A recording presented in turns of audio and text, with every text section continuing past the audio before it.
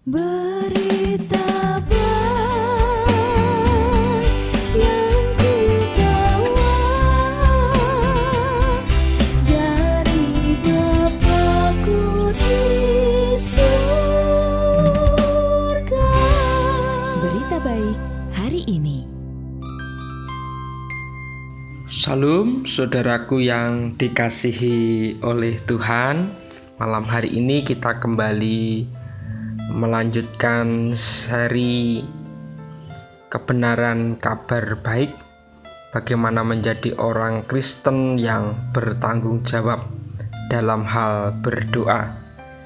Setelah kita belajar tentang 3 alasan mengapa kita harus berdoa, malam hari ini kita akan lanjutkan untuk alasan-alasan yang lain mengapa kita harus berdoa. Alasan yang berikutnya mengapa kita harus berdoa itu berbicara tentang buah yang kita hasilkan dalam kehidupan kita itu bergantung kepada doa. Nah, pada suatu saat Yesus mengajarkan kepada murid-muridnya untuk tinggal tetap di dalam Dia. Di dalam Injil Yohanes 15 ayat 5 sampai yang ke-7. Nah, sebuah cabang itu hanya dapat tetap hidup dan berbuah jika ia tetap bersatu pada batangnya. Nah, demikian pula dengan orang Kristen. Kita telah disatukan dengan Kristus. Inilah yang dimaksud dengan tinggal di dalam Kristus. Berbuah itu artinya hidup dalam suatu cara sehingga orang-orang datang untuk mengenal Kristus sebagai juru selamat dan mereka dikuatkan saat kita melayani mereka. Nah, salah satu cara untuk melakukan hal ini adalah dengan berdoa. Mari kita coba perhatikan Injil Yohanes 15. Kita akan melihat bersama-sama Injil Yohanes 15 ayat yang ke-5. Akulah pokok anggur dan kamulah ranting-rantingnya. Barang siapa tinggal di dalam aku dan aku di dalam dia, ia berbuah banyak. Sebab di luar aku, kamu tidak dapat berbuat apa-apa. Jadi berbuah banyak dalam hal ini bagaimana kehidupan kita itu bisa mencerminkan Kristus.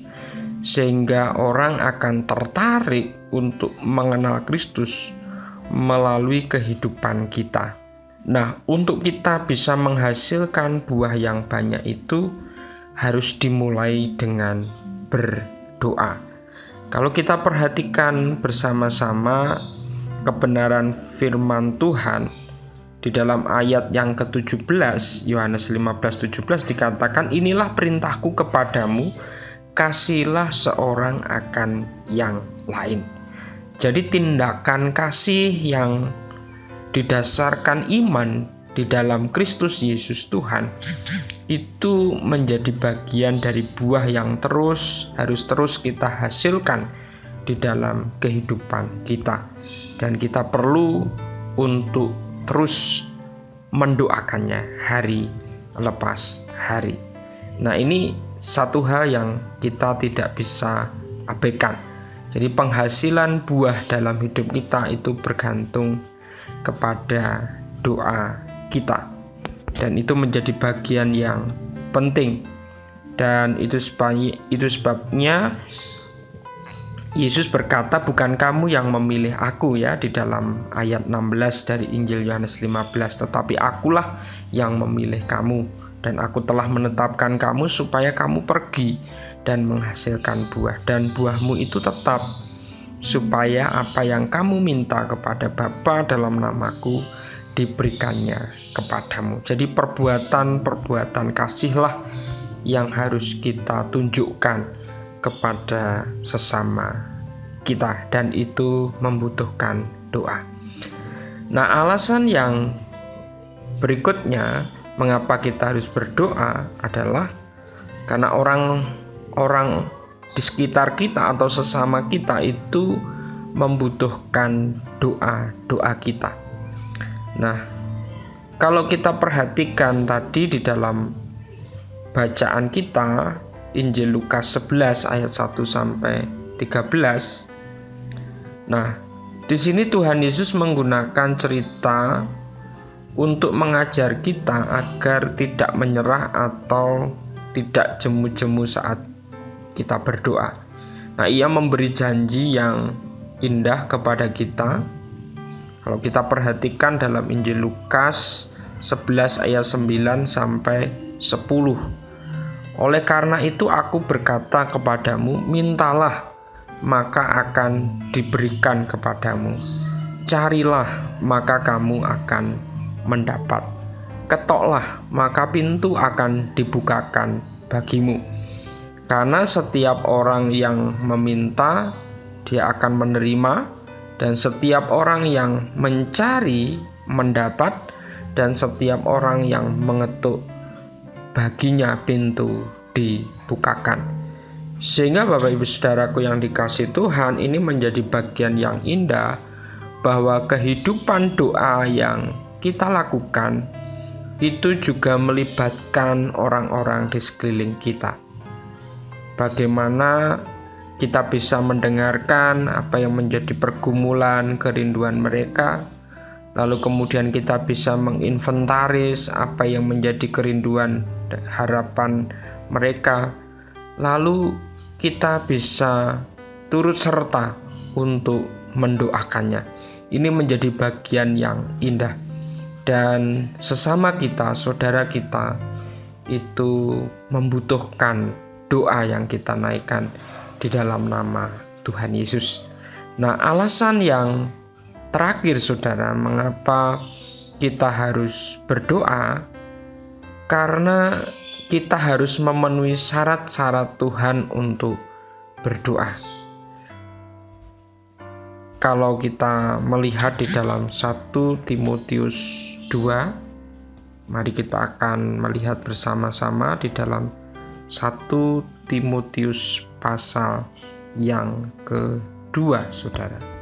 Ayat 1 sampai 2 mengatakan, pertama-tama aku menasihatkan, naikkanlah permohonan, doa syafaat, dan ucapan syukur untuk semua orang, untuk raja-raja, dan untuk semua pembesar, agar kita dapat hidup tenang dan tentram dalam segala kesalehan dan kehormatan. Nah, sekarang mari kita berdoa untuk orang-orang yang belum percaya supaya mereka diselamatkan. Kita berdoa untuk teman-teman yang terkena pencobaan supaya menjadi kuat dan setia kepada Tuhan Yesus.